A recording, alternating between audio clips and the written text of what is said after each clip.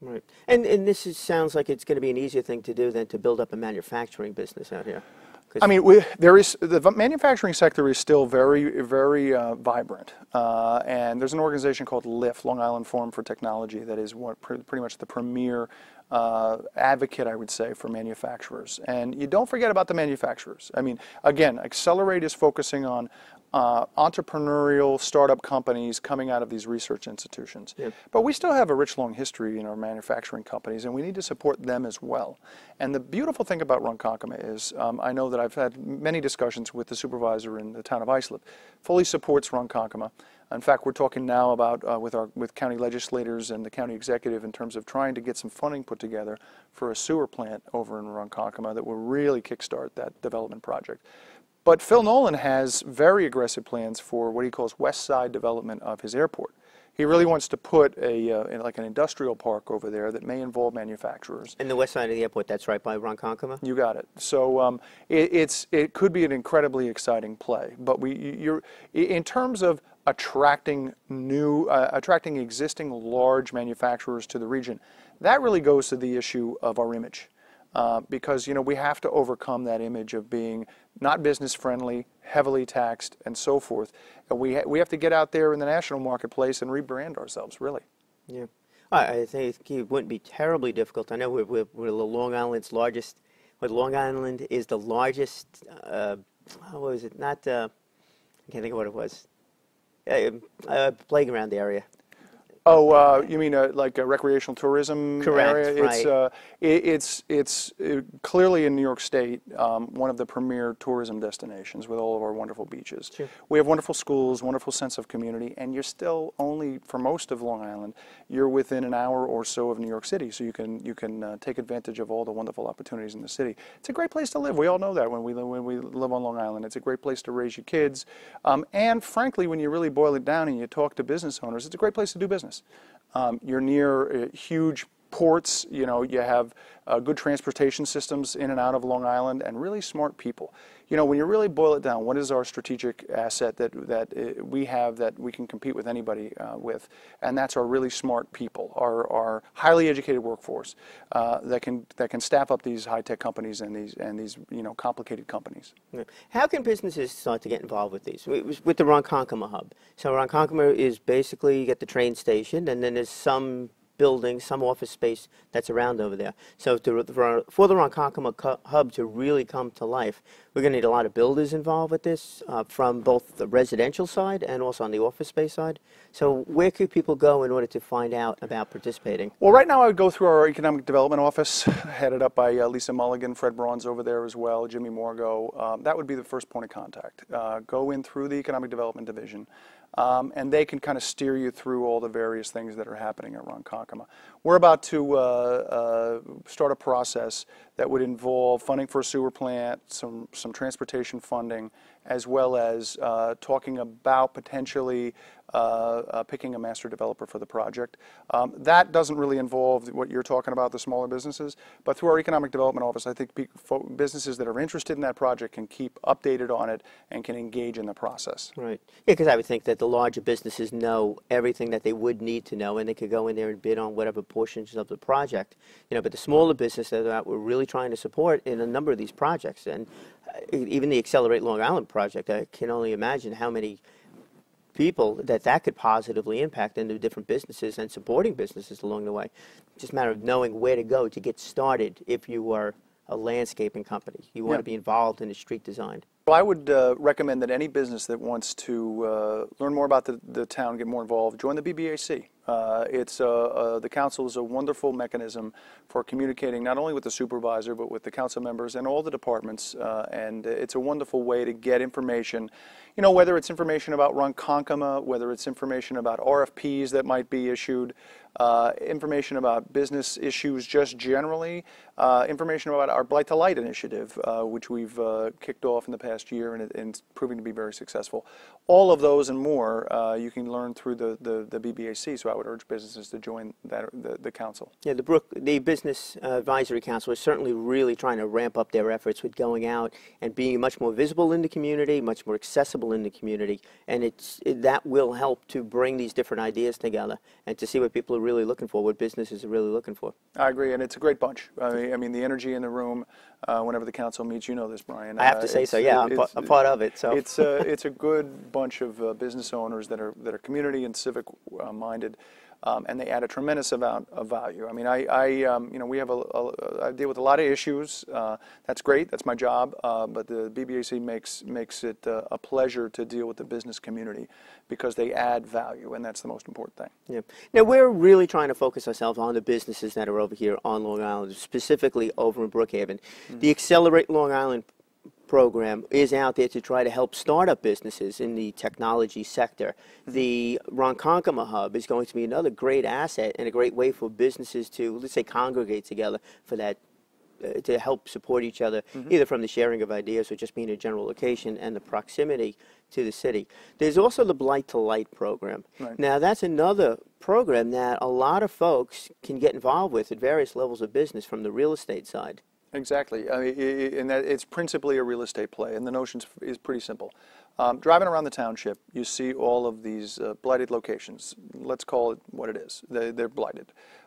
In fact, we put out a top 10 list, and we call them monuments to blight. Places like the Plaza Theater in East Patchogue, or the UA Theater, the old movie theater in Coram at Route 112 and Route 25. The list goes on and on and on. And the idea is let's redevelop those locations and let's provide incentives to developers to redevelop those locations as opposed to developing virgin farmland or virgin forest land. Pretty simple concept. And we've developed a scoring mechanism. It's patterned after the LEED scoring mechanism for making buildings more sustainable, more environmentally friendly. Right. And it's a score sheet. And a lot of it, you know, you get points for being near transportation nodes and being pedestrian friendly, and the severity of the blight also adds points if you have a really bad blighted property. You can't have created your own blight, but and then you come up with a score that makes you eligible for a number of incentive packages. We actually have had our first formal Blight to Light application come in. It's for an old abandoned car dealership on Route 112. Right near, for those listeners in Port Jeff Station and Port Jefferson, Terryville, the new Uncle Giuseppe's supermarket down there. And it's a pretty exciting application. And, you know, my view is you're going to redevelop an existing site that's now an abandoned car dealership, and you're going to put some nice workforce housing there for our next generation of workers. And those workers can walk up the street and go pick up a dinner at Uncle Giuseppe's and maybe start having a pedestrian node in that area. Right. That's the idea. And like I said, it's pretty simple. But it seems to be universally accepted now that that's a positive way to go when it comes to development in Brookhaven. It certainly makes sense. It's common sense stuff. Right. And, you know, it also has the added value of providing a little bit of a kickstart for the local economy. You know, these projects will result in construction jobs. A lot of them are mixed-use projects. They're going to result in permanent jobs. I'll give you an example. It was an old abandoned Home Depot at Sunrise Highway and Route 112. Sat there empty, graffiti all over it. Raymore and Flanagan came in.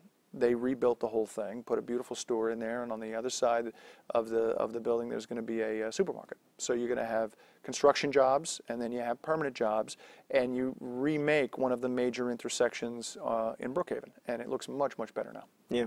Rebuilding these buildings makes so much more sense than tearing down these trees. You know, we're trying to save the open space all around, which is also part of the LEEDS program too. Right. Everybody needs to do that. And to see the trees go down next to a property where the building should go down and get redeveloped certainly makes more sense. I think you're right, and that's certainly my priority and preference, is to focus on redeveloping these sites, whether it be car dealerships. We have many of them on Middle Country Road. Yep. And Route 112, big blighted big box stores like the empty Kmart in Middle Island, just huge eyesores. And the other thing is it has a healing effect on the community, because if you do redevelop these giant monuments of blight that everybody sees, you know, the old Bellport outlets, for instance, on Sunrise Highway. How many times have you driven by that location and it looks like a ghost town? Right. So, you know, these are areas that if you redevelop those areas, it changes the image of the community. It provides jobs.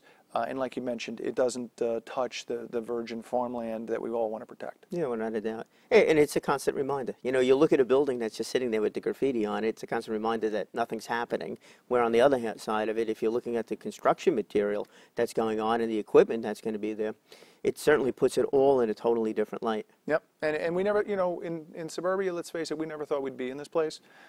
Many of us live out here or moved out here to get away from urban blight, Yes. frankly. Now, you know, we're the nation's oldest suburb, and we're aging as a community, not just people, but our buildings. And you know, you're starting to see some uses that might have been appropriate 25 years ago. They're not appropriate anymore, and they don't reflect what people want now. People want kind of interesting downtown areas to go where they can go get a bite to eat, they can go see a show, they can go shop, they can walk down the street, and you know, we see that in our existing downtowns, primarily Port Jefferson and Patchogue, and other smaller downtowns like Santa Maricias and some other locations. But we need to provide that for our residents. The time for sprawl is over. The time for being smart about the way we redevelop Brookhaven is upon us, and we need to seize the opportunity. Right. To be much more focused in our efforts, much more focused in these communities. It helps in a number of different ways, because there's always that issue of the younger generation. Where do they go? How can they afford some of the homes that are out there? And this is going to answer some of those issues also. Precisely right. I mean, you know, you look at Stony Brook, for instance, and all the young people here. Where are they going to live with their first job? Yeah. They're not going to be able to afford the single-family residences in the mature communities, and nor do they necessarily want that right away. No. You know, they want a fun place to live that's affordable, that when they get home from a hard day's work, they can go down and get a beer at a bar and go listen to some music or something like that. Very true. And that's what they want. Yeah. And, you know, we have that, but we don't have enough of it, and that's where we need to focus our redevelopment efforts. Right. And that's where it's at. 3 major programs that are taking place right now. The Accelerate Long Island, you have the Blight to Light, and you also have the Ronkonkoma Hub. And what is that going to do? That's going to make it much easier for businesses to be created, because it's going to bring everybody together for that common cause. And if you're looking for more information, and you should be looking for more information, the resources that are out there are really unbelievable. Where can you go? Well, if you go to the brookhaven.org website, look up under the committee section, you'll find the Brookhaven Business Advisory Council. On that site, we're going to have the information for you. We're going to be promoting the Business Advisory Council through social media, through various networking events. The only thing you need to do is to keep your eyes open and look for it. We're there. We want to help you grow your business in Brookhaven.